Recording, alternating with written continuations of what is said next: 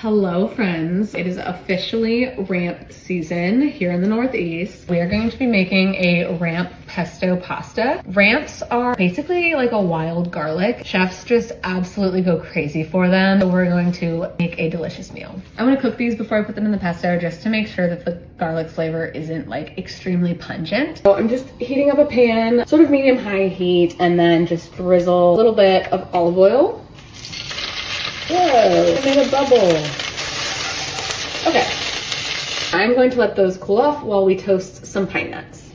So pine nuts can be rather expensive, but they are a traditional ingredient in pesto. However, this is not a traditional pesto, so feel free to just like not include them, or you could use something like cashew, any other sort of like soft, mild flavored nut. You just want to put it on a dry heat until they just get slightly brown, and it will go quickly, so keep an eye on them because it's really, really easy to burn these. I'm just gonna give the ramps a rough chop. Cooked ramps and our pine nuts and generous pinch of salt. Next, we're gonna add grated Parmesan. And my thing with Parmesan is I find it difficult to measure. It's just not a super accurate measurement. So add as much as your heart wants. It will add a salty flavor. It'll also add a little bit of a creamy element. The limit of Parmesan cheese does not exist.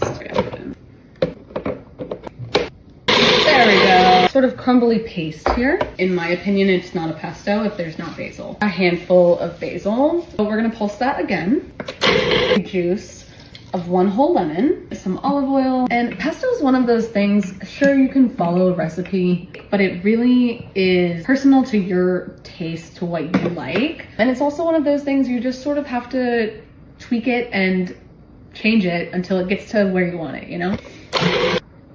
I could use a bit more lemon, also a bit more salt. So I'm going to just add half of a lemon wedge, a pinch of salt.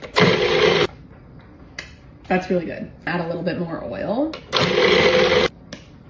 That is perfect. We're using little mini bow ties because they're cute. And I'm just going to dump this right in. There's already olive oil in the pesto. However, I'm a butter girl, so I will still be adding a little bit of some salted butter just to sort of help the pasta coat and stay really glossy. Just be very careful if you are wearing a white shirt like I am. This smells incredible.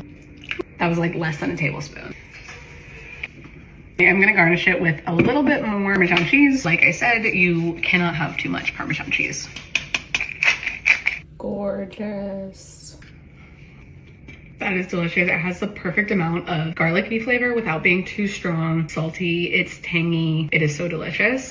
I hope that you make this and enjoy.